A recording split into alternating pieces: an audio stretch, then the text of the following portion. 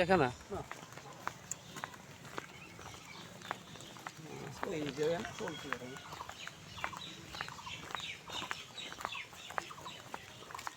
আমি আইসি আমি আমার গরুর সমস্যা মাছের কথা কি কব হয় না আমার নেই আল্লাহ পারে আল্লাহ আকবার ওয়ালিল্লাহিল হামদ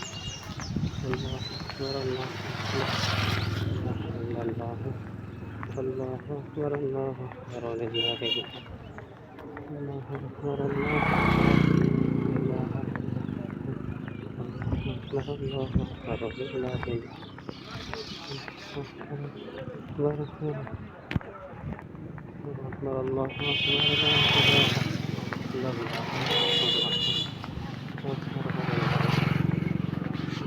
أكبر الله أكبر لا إله إلا الله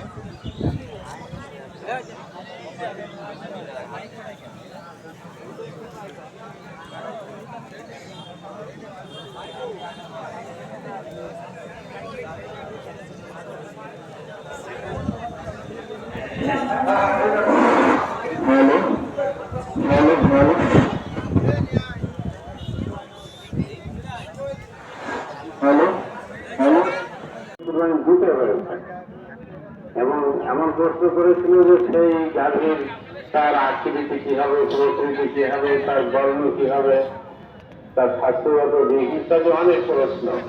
আল্লাহ সকল প্রশ্ন সমাধান করে সেরকম একটা কোরবানির ব্যবস্থা করে দিলেন এবং দেখা গেল বানি ইসরাইলরা সেই একটি গাভী ছাড়া আর কোথাও ওই বর্ণের গাভী নেই। সেটা হলো একজন বুড়িষ্ঠা মহিলা, তার তো একটা সন্তান আছে, এতিম বাচ্চা আছে, তার স্বামী মারা গেছেন, তিনি ওই লালন পালন করছেন কেন যে এই এতিমদের জন্যই। আর আল্লাহ সেই এতিমদের এত সুন্দর ব্যবস্থা করে দিলেন বলে ইসরাইলদের প্রশ্নের কারণে ওইটা বহু মূল্য দিয়ে তাদের কিনতে পারে, কারণ এছাড়া বিকল্প আর কোনো প্রশ্ন নেই। ওইটাই তাদের মূল্য হোক জবাই করার পরে তার স্বর্ণ ধরে অলঙ্কার স্বর্ণ ধরবে, সেই পরিমাণ স্বর্ণ দিতে হবে। রাশিয়া, বাংলাদেশ, ভারত, পাকিস্তান, হিন্দুস্তান মিলে সারা পৃথিবীতে লক্ষ লক্ষ কোটি কোটি পশু আল্লাহকে রাজি খুশি করার জন্যই কোরবানি করা হয়। এই যে ইতিহাস, এটাই আন্তর্জাতিক ইতিহাস। এটাকে আল্লাহ বলেছেন আজ ইব্রাহিম আলাইহিস সালাম নেই, আজ হযরত মূসা আলাইহিস সালাম নেই, যেমন এই কোরবানি মূসা আলাইহিস সালামও দিয়েছেন। সূরা আল বাকারা যে একটি সূরা কোরআনে কারিমা, সেটাও কিন্তু কোরবানির ইতিহাস আছে। কারণ বনী ইসরাঈলকে মূসা আলাইহিস সালাম একটা গাভী, একটা গরু কোরবানি দেওয়ার জন্য করেছিলেন। নির্বিশেষে ভৌগোলিক সীমারেখা উৎখাত করে সারা পৃথিবীর মানুষ একই সময়, সামান্য হয়তো সময়ের ব্যবধান আছে তেলাকুল মাকালের কারণে, কিন্তু সমস্ত মানুষ আল্লাহর রাস্তায় কোরবানি করেন। যে এই কোরবানি একমাত্র আল্লাহকে রাজি খুশি করার জন্য, লা ইয়ানালুল্লাহু লুহুমুহা ওয়ালা দিমাউহা ওয়ালাকিন ইয়ানালুহু তাকওয়া মিনকুম। আল্লাহর কাছে কুরবানির বস্তুর গোশত এবং রক্ত, মাংস এসব পৌঁছায় না, পৌঁছে তাকওয়া। আল্লাহর কোন উদ্দেশ্য, মনের অবস্থা, এটা আল্লাহর কাছে পৌঁছে, যে কি উদ্দেশ্যে আমি কোরবানি করছি, আমার টাকাটা হালাল আছে কিনা, আল্লাহকে রাজি খুশি করার জন্যই করছি, না আত্মীয়তা খুশি করার জন্য বা সামাজিকতা রক্ষা করার জন্য, এসব আল্লাহ দেখেন। সেই জন্য আমাদের এক নম্বর কাজ হবে, আমাদের টাকা হালাল হতে হবে, আর দ্বিতীয় নম্বর হলো আমাদের নিয়ত সহি হতে হবে। তাহলে ইনশাআল্লাহ অবশ্যই কোরবানি কবুল হবে। আর তা না হলে আমরা ব্যর্থ হব। নাউযুবিল্লাহ মিন যালিক। হযরত ইব্রাহিম আলাইহিস সালামের কোরবানি এত উন্নত মান আন্তর্জাতিক হয়েছে, একমাত্র কারণ ছিল তিনি আল্লাহকে রাজি খুশি করার জন্য করেছেন, আর তার সম্পদ ছিল হালাল সম্পদ। সম্মানিত ভাইরা, আমরা আল্লাহ শুকরিয়া আদায় করি যে রব্বুল আলামিন আজকে আমাদের ঈদের নামাজে আসার মতো সুযোগ করে দিয়েছেন। এই জন্য সবাই সমস্যার শুকরিয়া আদায় করে আলহামদুলিল্লাহ। সম্মানিত ভাইরা, বাবার কাছে সুযোগ করি আমরা, যারা কাতার কালেকশনের এখনো আদায়কারীরা কাজ নেননি, আপনারা একটু কাজ নিয়ে নেন। আর আমরা যান্ত্রিক ত্রুটির কারণে কিছু কথা শোনা যায়নি, তা আমরা পরস্পরের জন্য দোয়া করবো। আর একটা জিনিস আমি আপনাদেরকে অনুরোধ করি, এই নামাজ যেরকম ওয়াজিব, আপনার খুতবা শোনা ওয়াজিব। আপনারা অনেকে আছেন সালাম ফিরালেই দৌড় মারেন, আপনি একটা ওয়াজিব তরফ করে চলে যাচ্ছেন। সুতরাং এই বিষয়টা আপনারা খেয়াল রাখবেন, আপনাদেরকে অনুরোধ করি।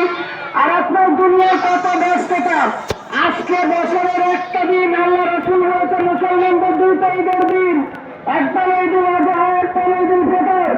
আপনি ঈদুল আযহা এবং ঈদুল ফিতরে এত ব্যস্ত থাকেন, আপনি কি দুনিয়ার পিছনেই থাকবেন? আপনার আব্বা আম্মা, আপনার দাদা দাদি, আপনার নানা নানি যারা কবরে বসে আপনার আমাদের অনেক মুরব্বী ভাইদের কথা আমাদের ইব্রাহিম বলেছেন, তারা অসুস্থ। যারা অসুস্থ আছেন, বাসায় ঈদের নামাজ পড়তে আসতে পারেননি, বা ঈদের নামাজও দেখেন বেশ কিছু মুসাল্লি কষ্ট করে এসেছেন। ইয়া রাব্বাল আলামিন এই অসুস্থ সকল মানুষের পূর্ণ সুস্থতা দান করেন। যে ডাক্তার এবং যে সুচিকিৎসায় ব্যবস্থা হয়, সেটা আপনি গায়েবীভাবে ব্যবস্থা করে দেন। যে ডাক্তার যে ওষুধই তাদের সুস্থতা আছে, সেই ডাক্তার সেই ওষুধই ব্যবস্থা করে দেন। ইয়া রাব্বাল আলামিন যারা হজ করতে গিয়েছেন, আমাদের এই দেশবাসী, এলাকাবাসী, সারা বিশ্বের সকল মুসলমান মহিলা এবং পুরুষ, তাদের হজ এবং উমরাকে কবুল করুন। তারাও কুরবানি করেছেন, আমরা কুরবানি করতে যাচ্ছি, তাদের কুরবানি কবুল করুন, আমাদের কুরবানিও কবুল করুন। যাবতীয় বাধা বিপত্তি দূর করে দেন। আমাদের এই সেক্রেটারি তথা পরবর্তী সভাপতি সাহেব মোহাম্মদ সাহেব ছিলেন, তার কবরকে কিয়ামত পর্যন্ত জান্নাতুল ফিরদাউসের টুকরা বানিয়ে দেন। এবং এমনিভাবে আমাদের মাওলানা নিসারউদ্দিন সাহেব, ফুলমিয়া মৌলভী সাহেব সহ যারা এই ঈদগাহ ইমামতি করে গেছেন, আমাদের পূর্বপুরুষরা, তাদের কবর আজ কিয়ামত পর্যন্ত মাফ করে দেন, তাদের জান্নাতুল ফিরদাউস নসিব করুন। রব্বানা তাকাব্বাল মিন্না ইন্নাকা আনতাস সামিউল আলিম ওয়া তুব আলাইনা ইন্নাকা আনতাত তাওয়াবুর রহিম বিরহমাতিকা ইয়া আরহামার রাহিমিন।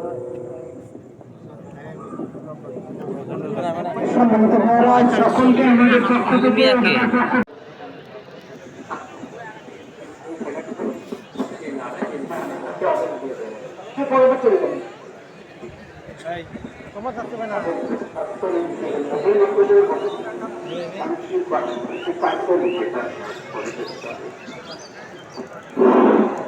মুআজ্জাজ হাজিরিন, এখন আমরা নামাজ শুরু করছি। কুরবানিকে কবুল করুন। যেমন আপনি হযরত ইব্রাহিম আলাইহিস কুরবানিকে কবুল করেছেন, যেমন আপনার প্রিয় হাবিব নবী সাল্লাল্লাহু কুরবানিকে কবুল করেছেন, আমাদের কুরবানিকে এরকম কবুল করেন। আল্লাহুম্মা আমিন। আমাদের মুনাজাত করেন। ইয়া রাব্বাল আলামিন, ইয়া আরহামার রাহিমিন, ইয়া আরহামার রাহিমিন, আমাদের জীবনের সকল গুনাহকে মাফ করে দেন। বড় গুনাহ, ছোট গুনাহ, জাহেরি গুনাহ, বাতিনি গুনাহ, শিরকি গুনাহ, বেদাতি, বেপরদরি, বেনামাজি, হুকুকুল্লাহ, হুকুকুল ইবাদ, সকল গুনাহ আল্লাহ মাফ করে দেন।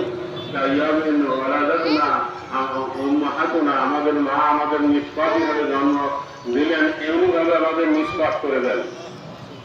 আমাদের পিতা মাতা, দাদা দাদি, নানা নানি, চাচা চাচি, আত্মীয় স্বজন এবং এই ঈদগাহকে যারা স্থাপন করে গেছেন সেই মুরব্বিয়ানে কেরাম এবং আশেপাশে যত কবর আছে, কবরের যত বাসিন্দারা আছেন, তাদের সকলের কবর আল্লাহ কিয়ামত পর্যন্ত মাফ করে দেন।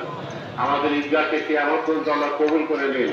এইখানে যারা এই যে 32 32 নম্বর কাতার নম্বর 32 500 500 36 আছে কাতার নম্বর 36 18